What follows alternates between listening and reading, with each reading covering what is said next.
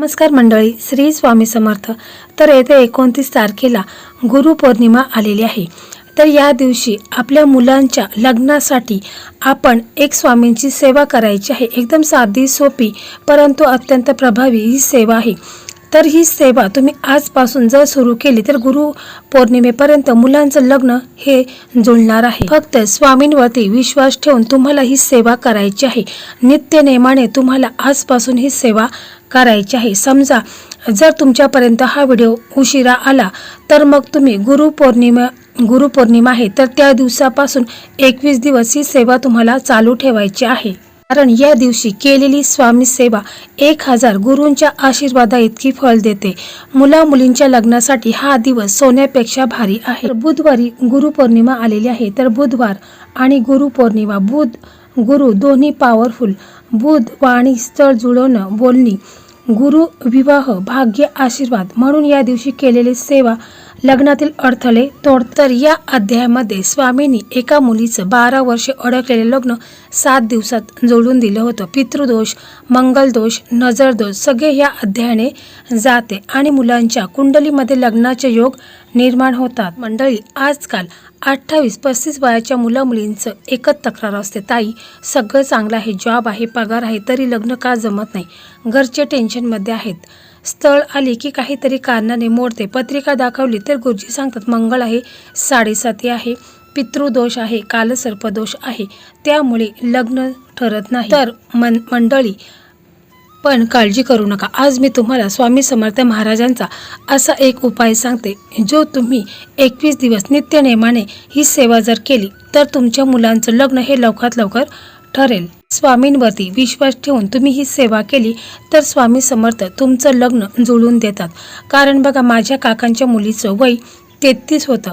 हा उपाय तिने नित्य नेमाने ही सेवा तिने 21 दिवस कंटिन्यू केली आणि बघा काही दिवसामध्ये तिचं लग्न देखील ठरलेलं आहे।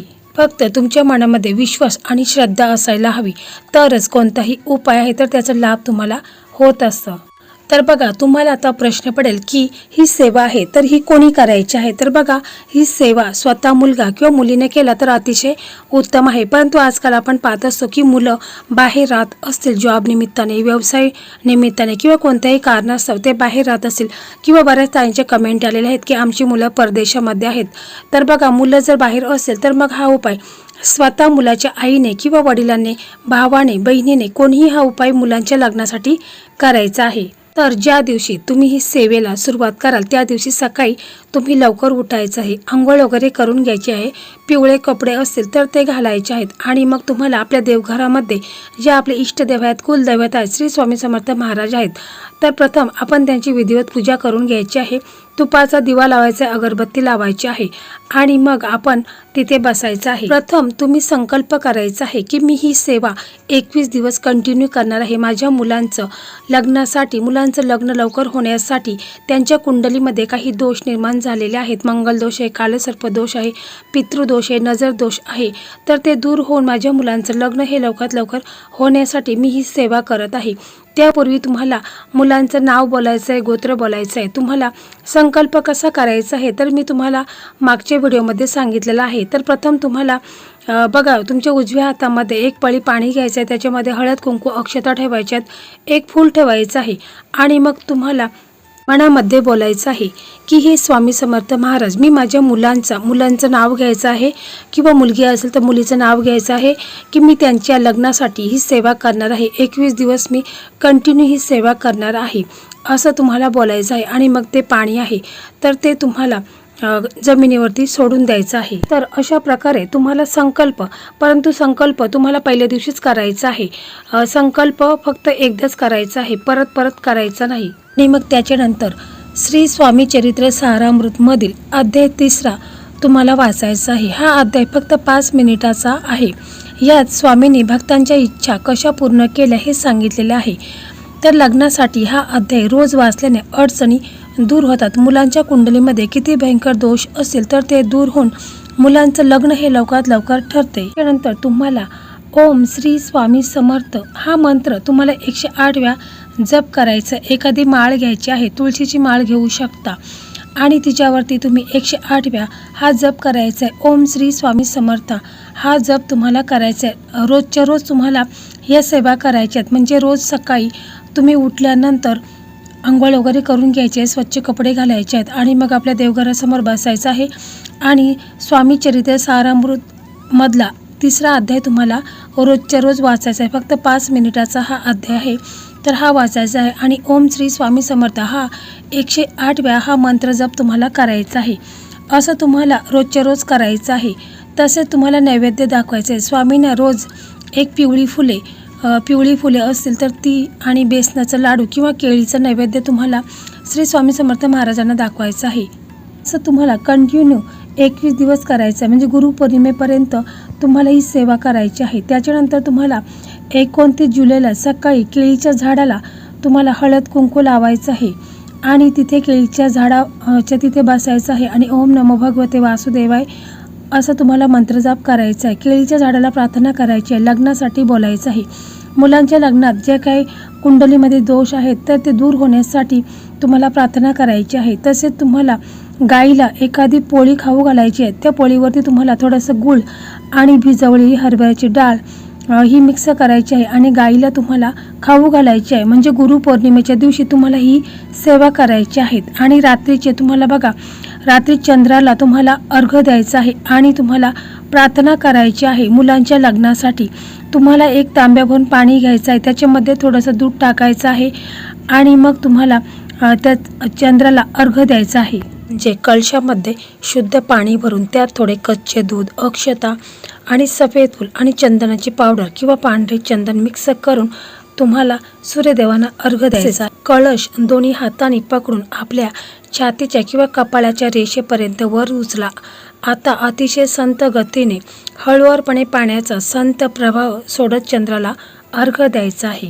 अर्घ्य देत असताना किंवा दिल्यानंतर चंद्राच्या या मंत्राचे मनोभावे जप करायचा आहे. ओम सोम सोमाय नमः किंवा ओम चंद्रमसे नमः हा मंत्र तुम्हाला बोलायचा आहे. दोन्हींपैकी एक मंत्र म्हटला तरी देखील चालेल. कारण गुरुपौर्णिमा 29 जुलै बुधवारी आहे आणि ही तारीख विवाह अडचण दूर करण्यासाठी एकदम पॉवरफुल आहे. मंडळी, आजपासून तुम्ही ही सेवा सुरू करा आणि बघा 29 जुलै गुरुपौर्णिमेपर्यंत तुमच्या मुलींचं लग्न कसं जुळतं. 21 दिवसाचं चॅलेंज आहे. व्हिडिओ हा तुम्ही व्यवस्थितपणे पहा आणि कशा प्रकारे मी तुम्हाला जी सेवा सांगितलेली आहे तर ती सेवा तुम्ही अगदी व्यवस्थितपणे करा. बघा, काही दिवसामध्ये तुम्हाला मुलांच्या लग्नाची बोलणी सुरू होतील आणि मुलांच्या कुंडलीत लग्नाचे योग देखील निर्माण होऊन मुलांचं लग्न हे काही दिवसामध्येच ठरेल. बघा, सेवा करत असताना या काळामध्ये पूर्ण महिना किंवा जितके दिवस सेवा आहे तितके दिवस तुम्हाला पूर्णपणे शाकाहारी राहावे. मद्यपान आणि तंबाखूजन्य पदार्थाचे सेवन पूर्णपणे वर्ज्य करावे. ब्रह्मचर्य सेवेच्या काळात मानसिक आणि शारीरिक ब्रह्मचर्याचे पालन करणे आवश्यक मानले आहे. तसेच बघा, सूतक असेल तर घरात सूतक किंवा मृत्यू किंवा एखाद्याचा जन्म झाला असेल किंवा स्त्रियांची मासिक धर्माच्या काळात पठण करू नये आणि ग्रंथाला स्पर्श देखील करू नये. म्हणजे त्या दरम्यान मासिक धर्म आले तर ते 4-5 दिवस वाचन थांबवावे. ते दिवस सोडून पुढे वाचन सुरू करायचे आहे आणि एकूण 21 दिवस पूर्ण करावेत. तर अशा वेळी पहिल्या दिवशी केलेल्या संकल्पात बदल करण्याची गरज नसते. फक्त दिवसांची संख्या ही 21 असायला हवी. तसेच रोजच्या रोज आरती व नैवेद्य रोज पठण झाल्यावर दत्त महाराजांची आरती करावी किंवा श्री स्वामी समर्थ महाराजांची आरती करावी. त्यांना साखरेचा किंवा दुधाचा नैवेद्य दाखवायचा किंवा केळीचा नैवेद्य दाखवायचा आहे. क्षमा प्रार्थना, वाचनात काही चूक झाली असल्यास आम्हाला क्षमा करावी अशी प्रार्थना शेवटी नक्की करावी. तसेच बघा, जेव्हा आपण ही सेवा करणार आहोत त्यावेळेस आपलं मुख आहे तर ते पूर्व किंवा उत्तर दिशेला असावे. जेव्हा आपण ही सेवा सुरू करणार आहोत, जर तुम्ही सकाळी ही सेवा सुरू करणार आहात तर रोज सकाळीच ही सेवा करायची किंवा संध्याकाळी तुम्ही जर ही सेवा करणार असाल तर मग संध्याकाळीच तुम्ही नित्यनेमाने अशा प्रकारेची सेवा करायची आहे. आपण ही सेवा सुरू करू तेव्हा श्री दत्त महाराजांचे फोटो किंवा श्री स्वामी समर्थ महाराजांची मूर्ती किंवा प्रतिमा ठेवावी. दीप, दिवा आणि धूप अगरबत्ती प्रज्वलित करायची आहे. श्री स्वामी चरित्रे सारामृत व्हावी आणि फलदायी सेवा मानली जाते. ही सेवा करताना तिचे पावित्र्य आणि फळ मिळण्यासाठी काही महत्त्वाचे नियम आणि पथ्य पाळणे तितकेच महत्त्वाचं आहे. बघा, 21व्या दिवशी म्हणजे गुरुपौर्णिमेच्या दिवशी 21वा अध्याय वाचून झाल्यावर स्वामींना नैवेद्यासाठी शिऱ्याचा किंवा पुरणाचा प्रसाद करावा. सेवेची सांगता करताना स्वामींकडे काही चूक झाली असल्यास क्षमा मागावी. स्वामी महाराजावर पूर्ण श्रद्धा ठेवून केलेली ही सेवा नक्कीच फळदायी ठरते. 21 दिवस झाल्यानंतर एखाद्या गरजू व्यक्तीला तुम्ही अन्नदान द्यायचं आहे किंवा तुमच्या यथाशक्तीनुसार दक्षिणा द्यायची आहे. तसेच जेव्हा आपण ही सेवा करणार आहोत त्यावेळेस आपलं मन एकदम प्रसन्न असायला हवे. मनामध्ये पॉझिटिव्ह विचार असायला हवेत. घरात शांतता असायला हवी. घरामध्ये भांडणे वादावत कटकट नको आहेत. एकदम शांत चित्तेने तुम्हाला ही सेवा पूर्ण मनापासून आणि पूर्ण श्रद्धेने विश्वासाने तुम्हाला करायची आहे. स्वामी समर्थ महाराजांच्यावर विश्वास ठेवून तुम्हाला ही सेवा करायची आहे. याचं नक्कीच फळ तुम्हाला प्राप्त होईल. गुरुपौर्णिमा येईपर्यंत तुमच्या मुलांचं लग्न हे जुळणार आहे. 100% मी तुम्हाला गॅरंटी देते. फक्त तुम्ही पूर्ण विश्वास आणि श्रद्धा ठेवून ही सेवा करायची आहे.